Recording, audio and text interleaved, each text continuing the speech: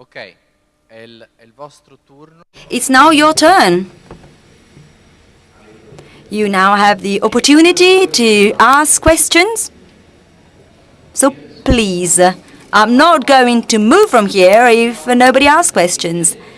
Come on here. Please, we need brave people. We need to come up here because we only have one mic. So please. Our Don Danilo said that maybe not everything is going to work technically, but this is working. You can ask the question either in Italian or in English, as you prefer. Okay. Great. So my name is Jared Fath. I'm an American, but I live in Florence, and have worked in nonprofits and startups for the last 10 years and social enterprises for the last 10 years. And I had a question about the dark side of all of this rapid change. You know, thinking about Italy, about a lot of the social upheavals and the people who are having difficulty in this time, it's people who are having trouble to adapt to it. So while I definitely am working in that area, and I think startups and disruptive innovation are wonderful, I also wonder if any of you could touch on possibly the negatives of having constant disruptive change, the social ramifications of that. Prenderei l'altra domanda, so you can answer. Collect at least 3 questions and then you can answer. Dov'era l'altra? Qui. What was the other question? Here? Please. Social doesn't mean that they're going to talk and you will just listen to. Please participate. Thank you. I'm working for an association called Self-Funding Communities. We work in several countries in Europe and mostly in Italy in the field of community managed microfinance. We work in social but financial innovation, and we are using also the concept of Olivetti, of community concept, so we are working on that. My question about innovation, that we realize that while we are working with financial innovation and people that are excluded from the mainstream economy, we are also doing another kind of innovation. It's like rescue the tradition. We realize also that some of the ideas of the project, we call that they are social innovation. For example, co-housing or social housing is the rescue of something that we lost in the past. It's the same as community managed microfinance. So my question is, in this different innovation about incremental innovation or disruptive innovation, it could be placed also for this kind of innovation, at this rescue or taking the things that we lost in the past and think differently. But, and also the title of this session about Renaissance is back to the past, taking something that maybe we lost and use it in a different way to fight against poverty, social exclusion. And just the last question, sorry, is about the indicators. We have talked about the impact indicators, that they're very important because with that we know that we are reaching our goals. You had talked also about outreach indicators.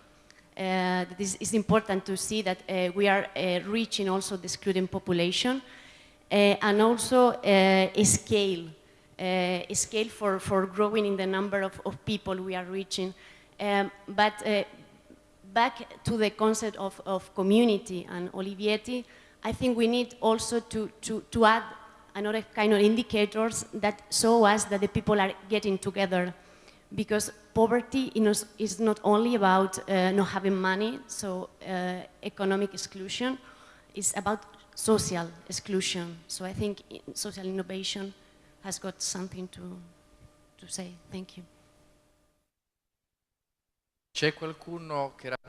Anyone who represents the, let's say, older generations, because this is not just an event for the young people, it's for everyone. So here we are. Not mature. Thank you very much for your talks. I got a couple of very basic questions. as I think your talk were very much on the side of philosophy, and I say this appreciatively, let me ask you these two things. It took us a little while to create a paradigm in the way we look at society, which was, let's call it a distinction paradigm, in which society was described as composed of the state, the market, and civil society. That was helpful, but perhaps not good enough today to describe what's going on. And we added to this distinction paradigm a component which now we call the collaboration paradigm. But if the idea of social innovation you nurture would become real from one day to another, which would be the space for these three things: the state, the market, and social society, civil society? And let me be even more radical in my questioning you. You mentioned disruptive innovation, which is very good, breakthrough innovations or something like that. But I wonder, would that be under the umbrella of a capitalist society still? Or do you think that disruptions implies a totally new idea of how the basics of the way we manage the economy are to be thought of? Thank you.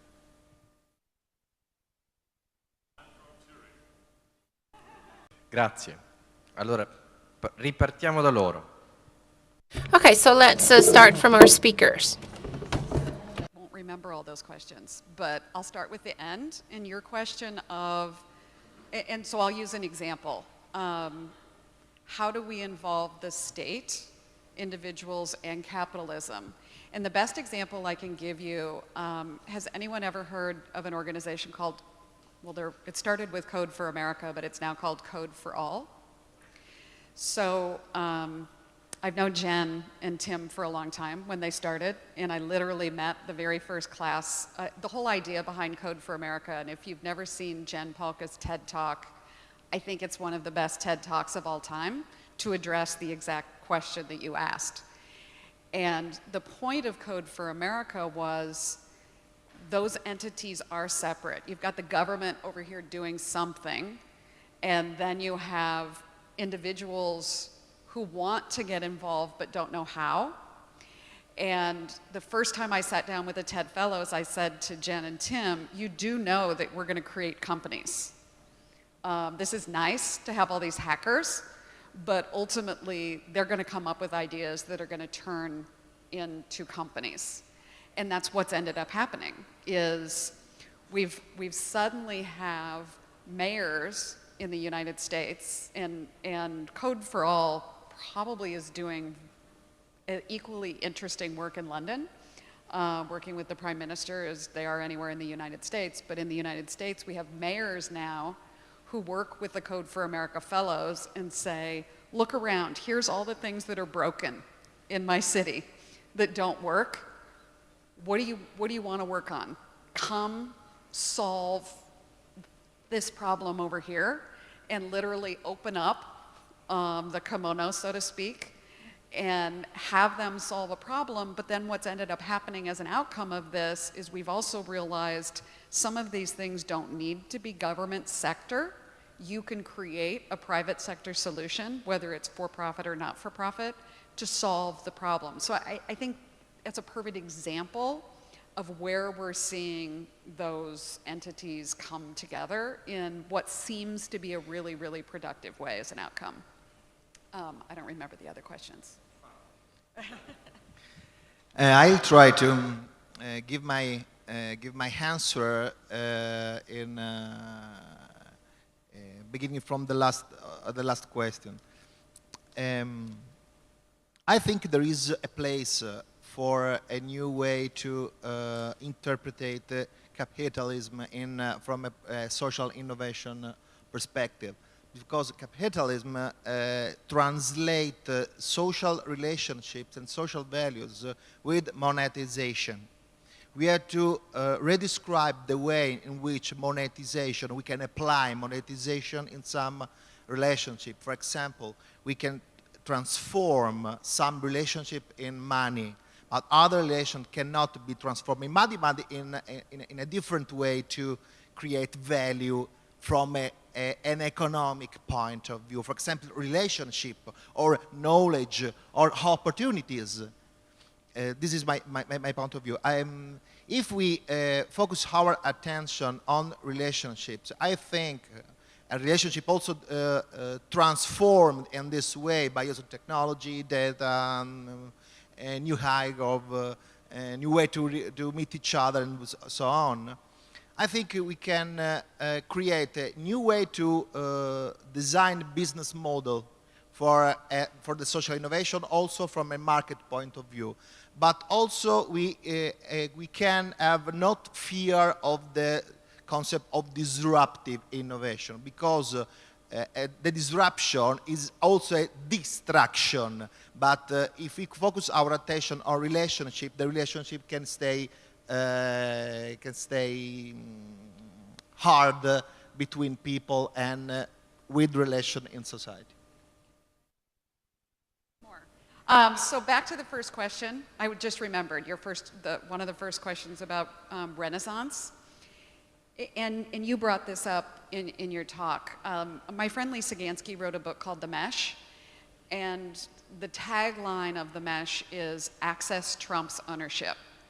Meaning, you know, it's your bike sharing, it's your car sharing. And I think what's important back to Renaissance is, and the gentleman that asked the first question had mentioned this earlier, we're seeing so many more examples of communities taking care of each other. I think there's a company, I know there's one in the US, but I think there's one in Italy that is focused on essentially creating dinners where people will come together and pay. And it's spreading like wildfire. And certain people will bring different kinds of food. We're seeing companies, whether they're not-for-profit or for-profit, created over how do we take advantage of the excess food that is not being used in the grocery store and turn it into something interesting, which I think really goes back to our history of taking care of one another and using the assets that are available to us. And instead of that one woman that wanted to own the driver, making sure, you know, and this is why Uber is successful and why Airbnb is successful, et cetera. Why do we have all of these assets and let them sit there and only be used by a few people?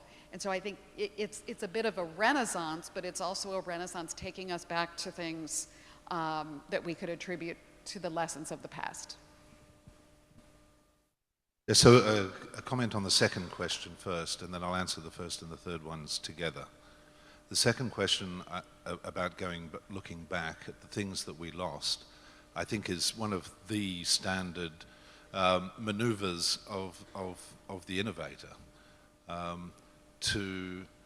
Good innovators read history and discover treasures that have been lost, that are newly applicable, that are newly exciting when combined with innovations since then, when combined with new technologies and so on. One of the things we did at Young was we built a set of schools. There's about 40 or 50 of them now, called studio schools. And the challenge we were trying to meet was that there are some children who are completely disengaged in school and are not touched by the experience of school at all. And they come out the other end of school completely unaffected by all of their period in school. And we built these studio schools very much on the model, in fact, of the Italian Renaissance craft studio. They're group-based, project-based. They involve local businesses and local professionals and local craftspeople in the classroom, in groups, working on practical projects into which are integrated everything that the students need to learn about literacy, about numeracy, about technology, and so on and so forth. And it was the rediscovery of a very old model, which is quite powerful and has been quite popular in addressing the particularly difficult needs of that group. So that's just one example. On questions 1 and 3, I think question 1 was, what about the dark side? And question 3 was, is this the end of capitalism as we know it? The fundamental, I think we are possibly going through another paradigm shift. But as always, when you're in the middle of it, you can't actually figure out exactly what the nature of it is and what the implications of it are. What is clear is that we have been through a period where we made a terrible mistake of accepting that certain things were inevitable and that the market just does what the market does, and we have to kind of just sit back and let it get on with its magic. And that really is bullshit. I mean, we have always known but forgot that these things, that this market, that these innovations are there for us. They're there to serve our communities, our families, our needs, and our values. And if they don't do that, then we change them.